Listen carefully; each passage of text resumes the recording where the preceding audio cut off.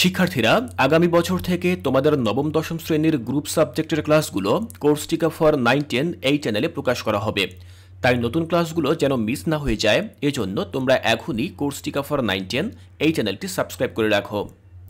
আসসালামু আলাইকুম সপ্তম শ্রেণীর প্রিয় শিক্ষার্থীরা, ইতিমধ্যেই আমি তোমাদের সাথে তোমাদের বাংলা বিষয় এবং গণিত বিষয়ের যে বার্ষিক পরীক্ষার সিলেবাস রয়েছে সেই সিলেবাস নিয়ে আলোচনা করেছি। বার্ষিক পরীক্ষায় কত পৃষ্ঠা থেকে কত পৃষ্ঠা পর্যন্ত তোমাদেরকে পড়তে হবে তাও আমি বিস্তারিত তোমাদেরকে বুঝিয়ে দিয়েছি। তো আজকে এই ক্লাসে আমি আলোচনা করব তোমাদের ক্লাস 7-এর ইংরেজি বিষয়ের যে বার্ষিক পরীক্ষার সিলেবাসটি রয়েছে সেই সিলেবাসটি নিয়ে। আমরা দেখব কোন কোন চ্যাপ্টারগুলো তোমাদের বার্ষিক পরীক্ষায় রয়েছে এবং পেজ নম্বরগুলো দেখে নেব। এখানে লেখা রয়েছে subject wise guideline for conducting annual summative assessments for the academic year 2024। আমরা এখান থেকে দেখে নেব সাবজেক্ট ইংলিশ ক্লাস 7। তো প্রথমে এখানে গাইডলাইন্স ফর ডেভেলপিং কোশ্চেন্স মানে কীভাবে প্রশ্ন তৈরি করা হবে সেই সম্পর্কে কিছু নির্দেশনা এখানে দেওয়া রয়েছে। আমরা সরাসরি আমাদের সিলেবাসে চলে যাব, যেটি হচ্ছে মূলত আজকের প্রধান আলোচনা। দেখো বি নম্বরে এখানে বলা হয়েছে সিলেবাস ফর অ্যানুয়াল এক্সামিনেশন 2024। আমরা এখানে দেখে নেব যে কী কী অধ্যায়গুলো রয়েছে। তোমরা খুব ভালোভাবে দেখো, খুব মনোযোগ সহকারে দেখো। তোমাদের যে সকল এক্সপেরিয়েন্স বা চ্যাপ্টারগুলো রয়েছে সেগুলো হচ্ছে 8ম অধ্যায়, 12 অধ্যায়, 13 অধ্যায়, 14 অধ্যায়, 15 অধ্যায়, 16 অধ্যায়। এই অধ্যায়গুলো তোমাদের বার্ষিক পরীক্ষার জন্য নির্ধারণ করা হয়েছে। দেখো 8ম অধ্যায়ের নাম হচ্ছে হিরোজ অফ বেঙ্গল। এই অধ্যায় থেকে তোমরা 76 থেকে 83 নম্বর পৃষ্ঠা পর্যন্ত পড়বে। তারপরে 12 নম্বর অধ্যায় হচ্ছে সুভাষ প্রমিস। এই অধ্যায়ের তোমরা 113 নম্বর পৃষ্ঠা থেকে 125 নম্বর পৃষ্ঠা পর্যন্ত পড়বে। এরপরে 13 নম্বর অধ্যায় হচ্ছে be the best of whatever you are. এই অধ্যায় থেকে তোমরা 126 থেকে 134 পৃষ্ঠা পর্যন্ত পড়বে। এরপরে দেখো 14 নম্বর অধ্যায় আওয়ার ল্যাঙ্গুয়েজ মুভমেন্ট।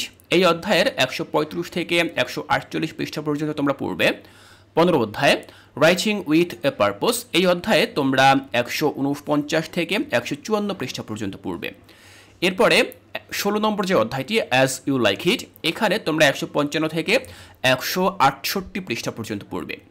তো তোমরা এখানে দেখতে পেলে যে কি কি অধ্যায় রয়েছে এবং একই সাথে তোমরা খুব মনোযোগ সহকারে দেখো এই পেজ নম্বরগুলো। অর্থাৎ একটি অধ্যায় যেটি দেওয়া রয়েছে সেই অধ্যায়গুলো কিন্তু তোমাদেরকে পূর্ণাঙ্গ রূপে পড়তে হবে না। যেমন দেখো হিরোজ অফ বেঙ্গল, এটি রয়েছে 8ম অধ্যায়। এখন হিরোজ অফ বেঙ্গল এই অধ্যায়টিকে সম্পূর্ণ তোমরা পড়বে? অবশ্যই না। তোমরা হিরোজ অফ বেঙ্গল এই অধ্যায়ের তোমরা 76 থেকে 83 নম্বর পৃষ্ঠা পর্যন্ত পড়বে। অর্থাৎ এই যে পৃষ্ঠাগুলো নির্দেশ করা হয়েছে এখানে শুধুমাত্র এই পেজগুলো তোমাদের পড়লেই হবে, এর বাইরে অতিরিক্ত আর কোনো পেজ তোমরা পড়বে না। তোমাদের সিলেবাসটি অনেক সংক্ষিপ্ত করা হয়েছে যাতে করে তোমাদের হাতে অল্প সময় রয়েছে এবং এই অল্প সময়ের মধ্যে তোমরা বার্ষিক পরীক্ষার জন্য খুব ভালো একটা প্রস্তুতি নিতে পারো। শিক্ষার্থীরা, আমি আশা করছি এখান থেকে তোমাদের বুঝতে কোনো অসুবিধা নেই এবং যেহেতু সিলেবাসটি অনেক শর্ট হয়েছে, অনেক সংক্ষিপ্ত হয়েছে, তোমাদের বার্ষিক পরীক্ষা প্রস্তুতি নিতে তোমাদের আর কোনো অসুবিধা হবে না। এবার দেখো আমরা দেখে নিচ্ছি অ্যাসেসমেন্ট ফরম্যাট, অর্থাৎ কোন অ্যাসেসমেন্ট ফরম্যাট অনুযায়ী তোমাদের পরীক্ষাটি হবে।